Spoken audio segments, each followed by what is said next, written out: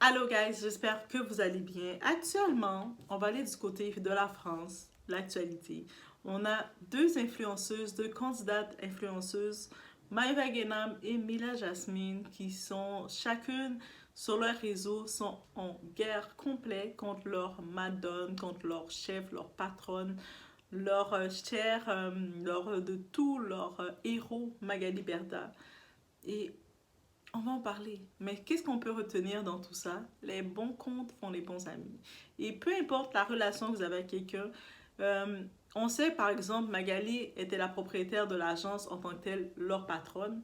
Donc, la relation qu'elle avait avec eux,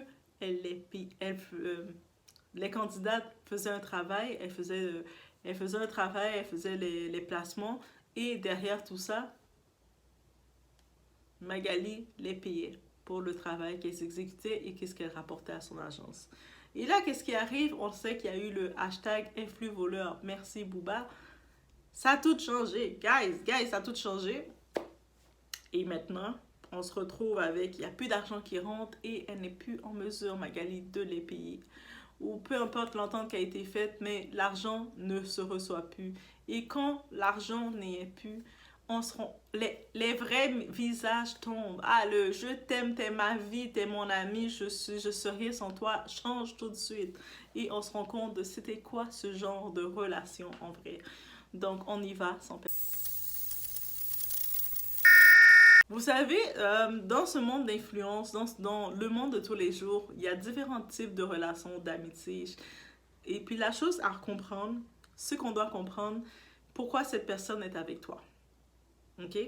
Et c'est exactement le cas. On avait pu voir les beaux discours pendant toute la campagne de Booba, la campagne de tous les autres qui dénonçaient les arnaques des influenceurs. Parce que les influenceurs, ils ont beau maintenant accuser l'agence, mais moi, j'ai rien fait, c'est l'agence. Mais vous êtes responsable parce que vous avez utilisé votre plateforme, vous avez aussi abusé de la confiance de votre communauté en vendant des produits que vous saviez qui étaient des arnaques, qui ne valaient rien, qui ne valaient pas le prix à votre communauté. Vous n'avez pas respecté votre communauté, donc vous êtes aussi coupable. Mais rapidement, ils se sont dédouanés en disant que non, non, non, c'est pas nous, c'est pas nous, c'est l'agence. Je voyais le jeu déjà se faire. Et là, maintenant, c'est pas tout. Le jeu continue de se faire parce que là, maintenant, ils ne sont plus payés. Il n'y a plus d'argent qui rentre. Le mode de vie qu'ils nous ont montré, tout ce qui brille n'est pas de l'or. Tout le mode de vie qu'ils nous ont montré. Dubaï, c'est une ville qui coûte très cher. Est-ce qu'on peut le répéter? C'est une ville qui coûte très cher. Il y a l'inflation. Même en n'étant pas à Dubaï, on voit, il y a des gens, ça fait 3 semaines qu'ils sont dans les rues en train de manifester. Tellement que c'est rendu catastrophique du point de vue de l'économie, c'est catastrophique. On peut imaginer, guys. Donc, l'économie est rendue catastrophique, c'est un peu partout, c'est la crise. Donc, maintenant, avec cet état de crise, les gens ne sont plus aussi proches de se faire, d'avaler les arnaques des influenceurs, ne peuvent plus supporter le mode de vie des influenceurs. Ils ne peuvent plus. C'est rendu compliqué. On sait qu'il y en a certains qui sont allés se ressourcer sur TikTok, mais rapidement, ils se font exposer. Et rapidement, ça commence à diminuer. Ils ont perdu la vague qui était le plaisir, le bon délire. Parce qu'on voit dans quoi qu'ils sont. Donc, bref, en vrai, on va parler en tant que tel de nos deux pionnières, nos deux influenceuses qui décident de prendre leur plateforme pour dénoncer, pour cracher sur la soupe qui les a nourris, sur la main qui les a nourris. Ils ont décidé de la mordre, de cracher dessus. On va aller en détail, regarder un peu qu'est-ce qu'il y en est. Donc, il y a beaucoup de choses à regarder comme discernement et on y va. Donc, du côté de Maïva Guénam, c'est toujours drôle de la suivre parce que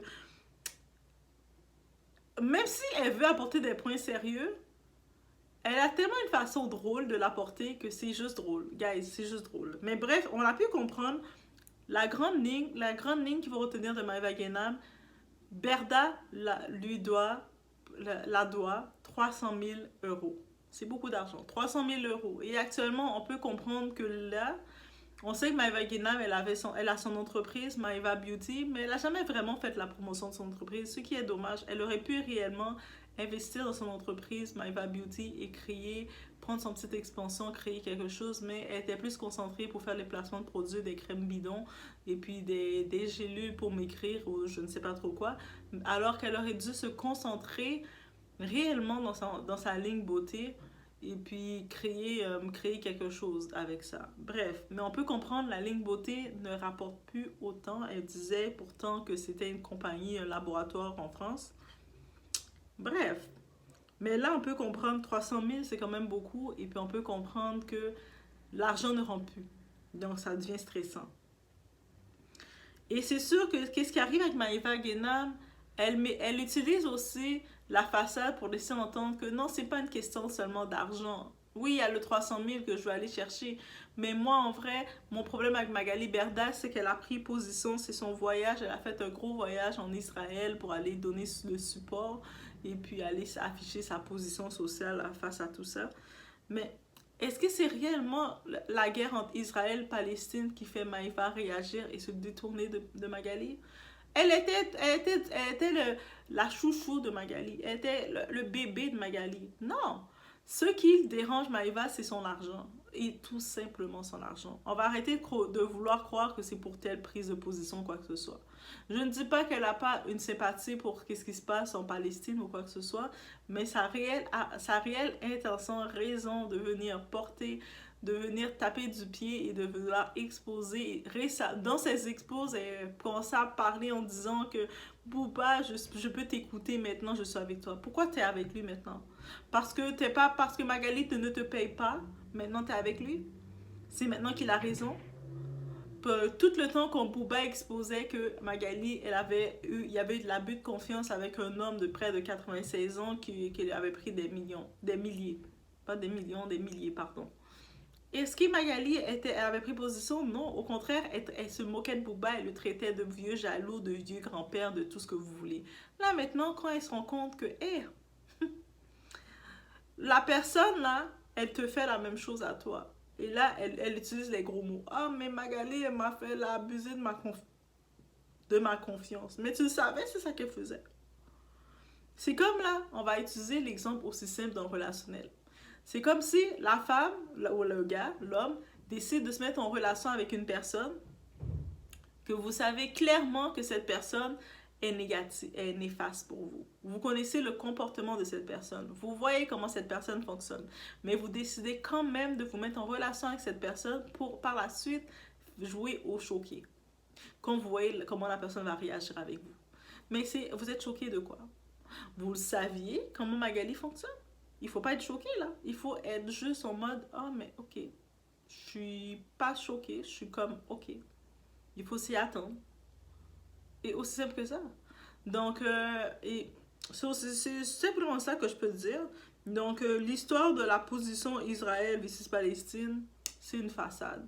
Pour pouvoir sensibiliser le monde à sa cause et puis dire à quel point que elle, si elle se détourne de Magali, ce n'est pas une question d'argent, mais c'est une question que leurs choix sont différents. Alors que depuis longtemps, depuis le départ, sans avoir à défendre Magali, depuis le départ, Magali a toujours été dans la même position. Elle n'a jamais changé ses positions. Si Magali lui donnait l'argent qu'elle devait lui donner, je vous dis, Maëva Guénam aurait été du côté de Magali. Magali aurait été sa petite maman. Elle appelait Magali sa deuxième maman. Mais c'est pour ça que je vous dis, il y a certaines personnes qui vont être auprès de vous. Ils peuvent faire des années auprès de vous. Vous pouvez les traiter comme vous voulez. Le moment que vous ne les donnez pas ce qu'ils veulent, ils vont vous cracher dessus. Ils vont même vouloir s'associer direct avec vos ennemis publiquement pour montrer que vous êtes rien pour eux. Et c'est exactement ce qu'elle fait. Donc, est-ce que j'ai plus de sympathie que ça pour Maëva? Pas du tout. Récemment, Maëva, c'était pas elle qui était dans une boîte de nuit en train de faire qu'est-ce qu'elle devait faire et en train d'insulter la mère de Carla Moreau et pour une raison, je ne sais trop quoi, en train d'insulter la mère de l'autre. Je ne sais pas ce que la mère de Carla l'a fait, mais elle est en train de l'insulter. Jusqu'à ce que la boîte de nuit était obligée de l'éjecter de l'endroit parce qu'elle n'était plus présentable pour rester. Donc, bref, là maintenant, on sait que sa position, c'est une question d'argent. C'est pas une question de prise de position sociale, prise de position politique, prise de cause, quoi que ce soit. C'est son argent qu'elle n'a plus, elle ne fait plus autant d'argent, il n'y a plus les Marseillais, ça ne fonctionne plus, le monde ne veut... De toute façon, les Marseillais, ils sont tous rendus à Dubaï, en train de faire leur vie. Son argent qu'elle a investi, elle a essayé de faire sa marque, elle aurait pu rester tranquille, investir dans sa marque Maeva Beauty et créer quelque chose qui aurait pu être, je dis pas l'équivalence de Kylie Jenner, mais au moins elle aurait pu créer, juste rester concentrée dans sa petite marque. Elle a préféré aller dans la route qu'elle trouvait la plus facile au moment, la plus rapide, c'est-à-dire faire des placements de produits, des arnaques à sa communauté. Et elle a bien vécu dans ça. Récemment, elle se vantait, elle montrait sa grosse voiture qu'elle avait louée en location, qu'elle avait reçue. Elle nous montrait son mode de vie, ses gros sacs Hermès et tout. Ah, la vie était belle. Et là, maintenant, elle regarde le mode de vie qu'elle nous a donné. Elle se rend compte elle n'a plus l'argent qui rentre. Elle ne peut plus payer ce mode de vie. Et là, elle va voir Magali. Magali, paye-moi. Magali est comme, je ne peux pas te payer, ma chérie, je n'ai pas l'argent. Parce que leur entente avec Magali, c'était pas de contrat nécessairement. Elle avait en effet peut-être fait confiance à Magali. Magali a eu sa confiance. Mais hey, en business, les contrats se font. Il n'y a pas de oh, mais t'es comme ma maman et puis tu peux faire, je te fais confiance. Non. En business, tu me payes quand tu dois me payer. Et là, elle se rend compte de ça et puis elle essaie de rebrousser chemin puis elle sort du navire. Et elle commence à faire des éclats. Et bien entendu, ça va quand même être très intéressant de suivre qu'est-ce qu'elle va dire parce qu'elle a beaucoup de choses à exposer. Elle était très proche de Magali. On se rappelle que Maeva, elle venait se coucher sur le lit du couple. On avait le mari Stéphane, le mari de Magali, et Magali et Maeva se mettaient au milieu comme si elle était leur fille. Ah, quel genre de relation? Et puis là maintenant, parce que ta soi-disant maman de l'entreprise, celle que c'est grâce à elle que t'es où ce que t'es, parce que c'est ça c'est dans les mots de Maeva qu'elle disait. Maeva elle faisait même une pause en disant Magali, c'est ton pied, mon pied. Si quelqu'un t'attaque, m'attaque. Elle défendait Magali à cœur fermé. Pourquoi elle défendait Magali? Parce que Magali la payait. C'est-à-dire c'était une relation d'argent. Est-ce que vous vous rendez compte? C'était une relation d'argent. Mais dites-vous qu'il y a beaucoup de gens dans votre vie qui sont avec vous parce qu'ils ont l'intérêt d'être avec vous. Dès que vous ne les convenez plus, dès que vous ne les donnez pas ce que vous devez les donner, ces personnes-là vont vous jeter. Ils vont vous jeter tellement loin que vous n'êtes plus. Vous allez vous demander si vous avez jamais compté dans leur vie. Donc si c'est vous qui les laissez rentrer chez vous, c'est vous. Mais eux autres ne vous considèrent pas. Ils prennent ce qu'ils prennent de vous, tant que vous les donnez. Et c'est aussi simple que ça. Est-ce qu'il y a une sympathie pour Maïva? Non. Mais est-ce que c'est drôle et divertissant de voir tout ce qu'elle va sortir? Oui. De l'avoir radoté de oh, Booba, Booba, maintenant je vais pouvoir t'écouter, Booba, t'es ici. Mais Booba, plus besoin de toi, girl. Mais par contre, ce qui est beau, elle confirme tout ce que Booba disait. Quand Booba lui parlait que toutes les arnaques qu'elle faisait, Booba exposait, il sortait toutes les exposes. Elle était en train de nous traiter de haters. Elle traitait tout le monde des haters, des jaloux. Vous êtes que des jaloux, des haters. Ah, le monde qu'on a facilité de traiter les gens d'haters. Tout le monde sont des haters. Mais c'est quelle vie que le monde désire? C'est quoi que le monde désire de votre vie? Bref, c'était mon point. Donc, et on a une autre qui arrive, l'autre, Mila Jasmine. Mila Jasmine, c'est déjà chaud pour elle. On sait, avant même que les Marseillais terminent, la télé était déjà en train de terminer avec elle. Donc là, elle s'est mise avec sa relation, son mariage avec son homme. Elle fait sa vie, mais on le voit qu'elle est toujours en train de vouloir prouver, montrer que sa vie est parfaite et tout. Bref, c'est correct, c'est son rôle. Elle a eu plusieurs occasions de changer sa présentation, mais elle a préféré rester dans cette voie, c'est correct. Elle, Mila, elle n'est pas passée par quatre chemins. Elle n'est pas venue, au moins c'est ça que j'aime de Mila. Elle est capable tellement de bien s'exprimer et c'est ce que j'aime d'elle. Elle est venue, elle a dit que oui, elle expose, elle se retire, elle se dissocie de Magali, c'est une question d'argent. Donc Magali et moi, c'était mon agente. On avait beau être amis, sourire et quoi que ce soit, mais notre relation, c'est une relation business. Tu ne me payes pas, je suis en quête, en manque d'argent, j'ai besoin de vivre, j'ai un enfant, j'ai ma famille, j'ai mon mari qui a besoin de l'argent, j'ai ma vie. Là, tu ne peux plus me payer, c'est terminé. je ne m'associe plus avec toi.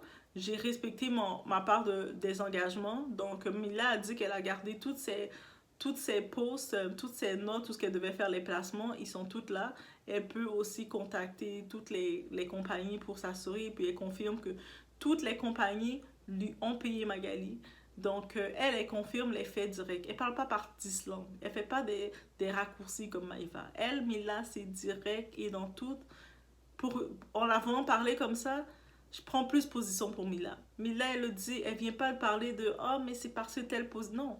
C'est que tu m'as menti, tu m'as volé mon argent, j'ai fait le travail, tout travail mérite salaire, mais pourquoi j'ai pas mon salaire? Et c'est tout. Notre relation était, il y avait une étape numéro un. On n'était pas juste en relation que je faisais des placements pour toi, tu utilisais mon image pour n'importe quoi. Mon image, je l'utilisais, en échange, j'étais payée. Et vous savez quoi? C'est ça qu'il faut. Claire, concise, précise. Il n'y a pas de « Oh, mais qui. » Non, non, non, non, non, non, non. Ou je vais prendre l'argent que tu vas me donner, je vais le donner pour les dons pour tel pays. Non, tu ne vas pas donner pour n'importe où. Tes dons que tu as donnés, tu vas payer tes fournisseurs, tu vas payer l'électricité à Dubaï, tu vas payer ton mode de vie. Donc, bref, on parle de Maïva. Mais c'est pour ça que de la position, Mila n'est pas passée par 4 chemins. Elle le dit. Pourquoi elle s'est dissociée et elle n'est plus, elle a dit publiquement qu'elle n'est plus en relation du tout avec Magali. Est-ce on peut dans le futur la revoir avec Magali? Vous savez quoi? On ne sait jamais avec ces personnes-là. Eux autres, là, Magali les donne un peu d'argent, les arrive, les donne un peu d'argent.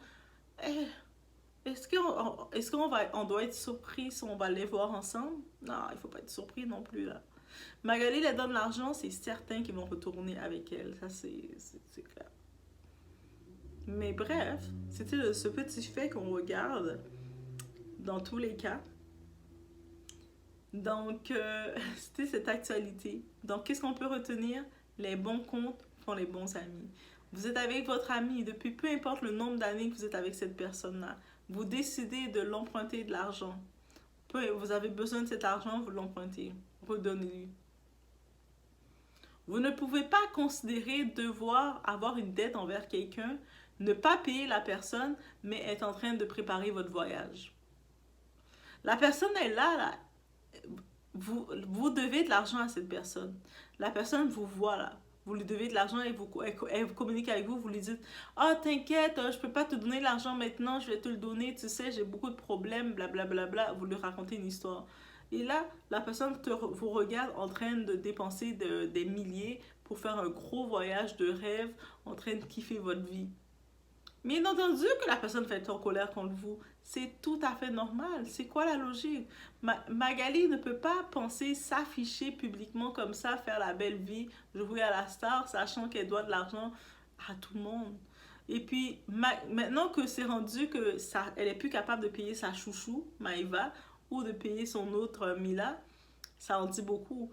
Et les autres là derrière, on se rappelle, il y avait Isabeau de la Tour. Comment Magali l'a traité. Elle l'a traité comme une insignifiante, comme une n'importe quoi. Toi, t'es rien de toute façon, tellement qu'elle ne voulait pas la payer.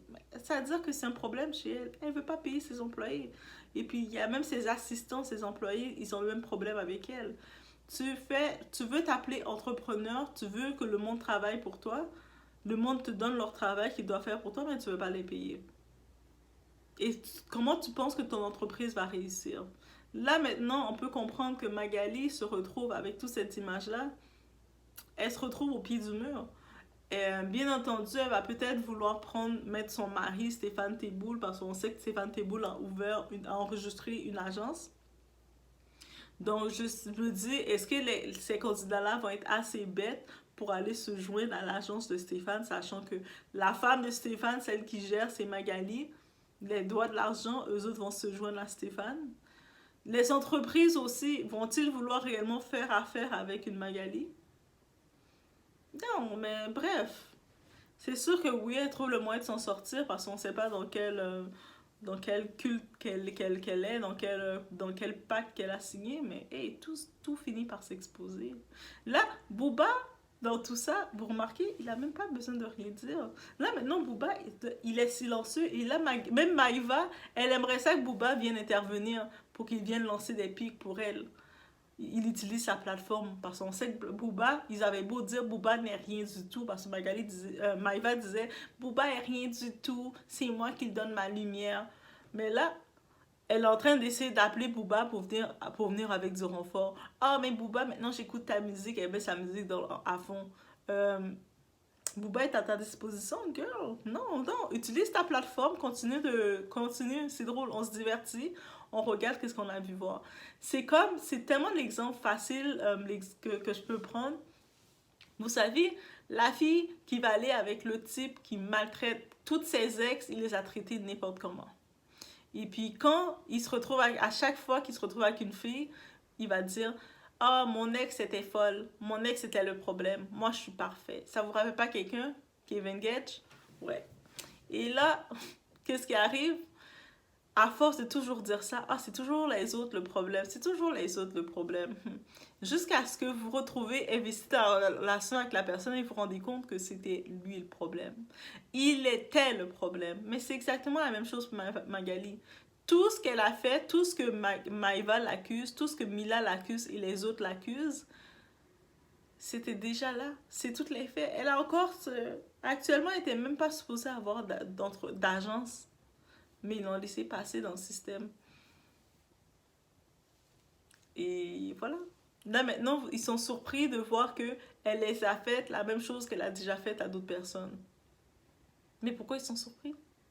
Elle l'a déjà faite et ça a fonctionné pour elle. Elle va continuer. Peu importe l'entreprise qu'elle fait, elle va continuer de ne pas payer ses employés. Elle va continuer que quand elle reçoit de l'argent, de le gérer, de contourner l'argent à sa façon, de contourner l'argent, de les mettre dans des comptes fermés, dans tout pour lapider son argent comme elle veut. Elle veut pas disposer son argent avec vous. Elle va vous faire travailler pour elle gratuitement. Mais voilà. Donc, c'était ce que j'avais à dire sur le tout, guys. Je veux savoir, vous, qu'est-ce que vous en pensez de cette analyse? Qu'est-ce que vous en pensez de Maïva et Mila qui décident d'exposer leur ancienne marraine de l'entreprise, celle que elles étaient dans ses bras. On se rappelle récemment, Maïva était même allée, avait fait le voyage, c'était en Israël, qu'elle avait fait le voyage pour aller célébrer le mariage de Magali. Elle lui avait même fait un discours, elle et Laura. On garde ça en tête. C'est cette année que Magali s'est mariée, en Israël, qu'elle allait célébrer. Et qui était dans son mariage en train de faire un discours d'honneur? C'était Maïva. C'est une question d'argent et rien d'autre. Donc, et voilà. L'arroseur arrosé.